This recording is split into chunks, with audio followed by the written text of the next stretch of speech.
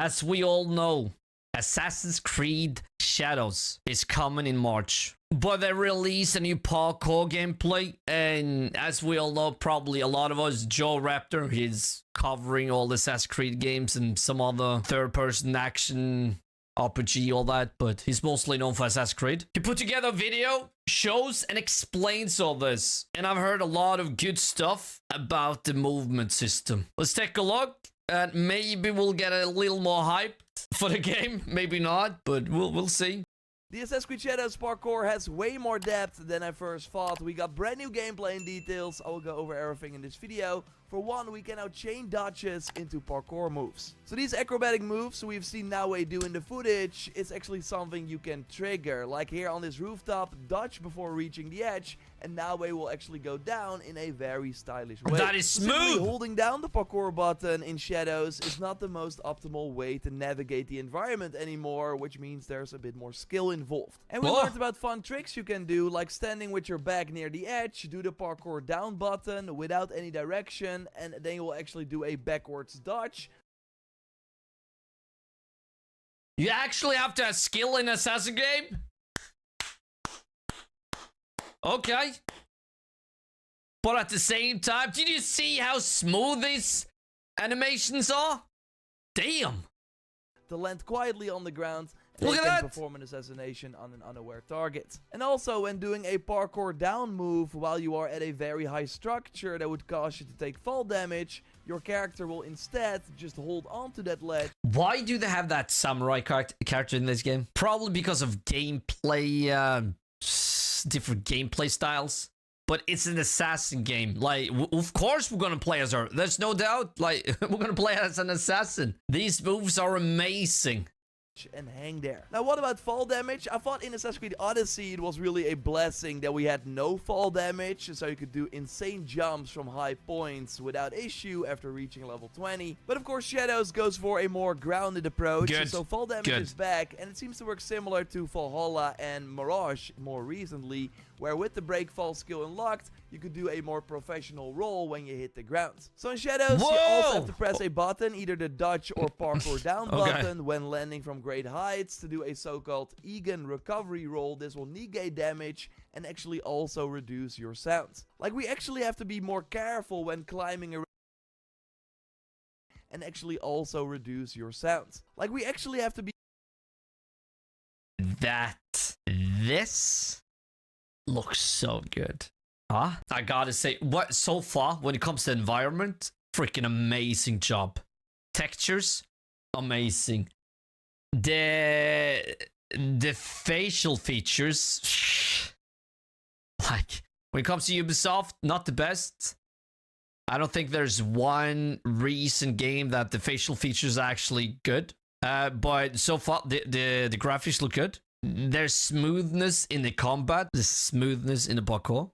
Be more careful when climbing around in a camp, as some actions create more noise than others. Again, there's way more depth, so lots more to go over. A like on the video would of course be awesome, so thanks for that, and subscribe to not miss any Assassin's Creed Shadows content. But first, you can win a $5,000 gift card, game console or smartphone, and way more prizes for a limited time, and it's very easy to participate. Simply download Raid Shadow Legends, who are sponsoring this video. You have to do it through my link in the video description or scan the QR code that you see on screen, and then you have 24 hours to head to this URL. We'll also link to it in the video description. Type in your raid ID, help Santa for a chance to win the many prizes. As you might know, I've been playing Raid a lot, especially now that Wukong is at it. It's a lot of fun.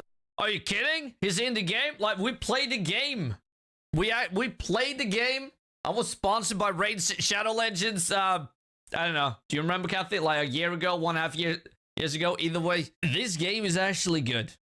I gotta be honest. This game is good. I would never have any sponsors or whatever that I didn't like myself. That I don't know, like, much about. If I know, like, okay, seems interesting, I want to try, or that I know a lot about it or whatever. If I'm not interested, no. But this is actually good. That's no lie. Though I get what people mean. Like, they're everywhere. But that's why they do so well.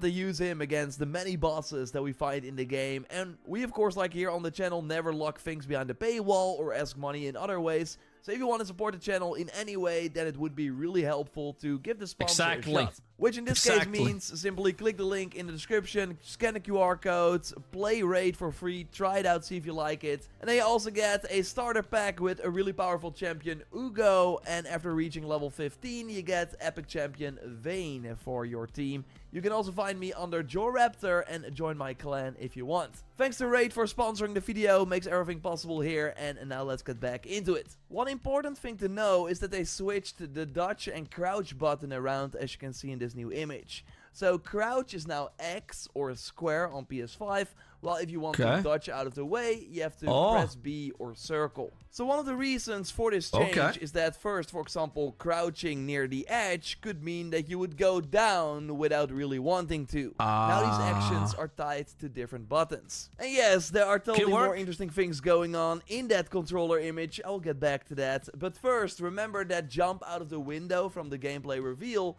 Well, you also do this by actively dodging towards the window. And sprinting has also changed. For one, Naue is the fastest assassin to date on her feet. So with a sprint, she can easily gain distance or catch up to a target, while Yasuke needs a bit longer. Look at that smoothness! That I don't like.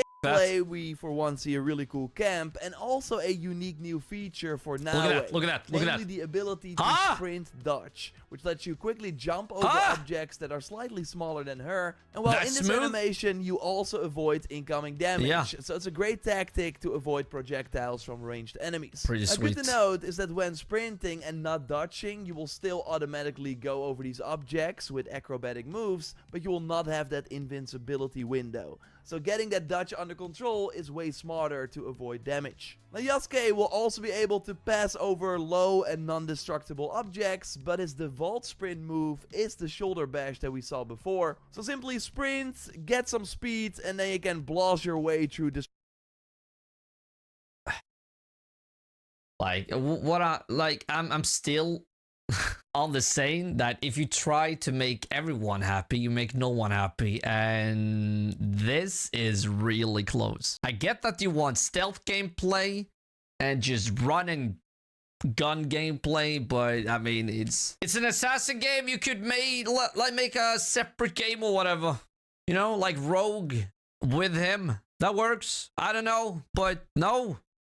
Destructible objects that would block Naue. The knee slide from Valhalla and Mirage had it as well is back for both Naue and Yasuke, which causes you to immediately go into a crouch. And as you can see, you can also hold the crouch button and then you go into prone, and just like in Metal Gear, you can sprint, hold down the crouch button, and then your character will do this jump, so you are immediately in the prone position and can like crawl around. Prone, that's and one of the things that jumped out in the controller menu is the return of the quick throw. In Mirage, we could of course use tools again, but you had to aim the throwing knife in order to use it. But in Shadows, when you select a tool with the D-pad, Naue will hold it. So it seems like you can then also quickly throw it with RB or R1, which is in particular nice for the shuriken that are mostly designed to interrupt enemies. We see that instead of light attack, it's called regular attack, and heavy attack is the alternate attack, and we can of course charge up both, so hold the button to do a posture attack and remove armor plates from the enemies. But maybe the most interesting is ally abilities. In my previous video that I will link to at the end of this one, I told you about special characters. There should be 6 of them in total. We can bring 1 or 2 with us and then summon them to help us out during an encounter, similar to the call to arms from Odyssey. Yeah, that's pretty awesome. awesome. Have abilities as well that we can Odyssey? Odyssey is around 300 hours with the DLC, and I never would have thought that I would play it that long and do everything. I got the platinum. This is one hell of a game. I really like it. The story especially is pretty good. I like that it has this loot system with different colors. I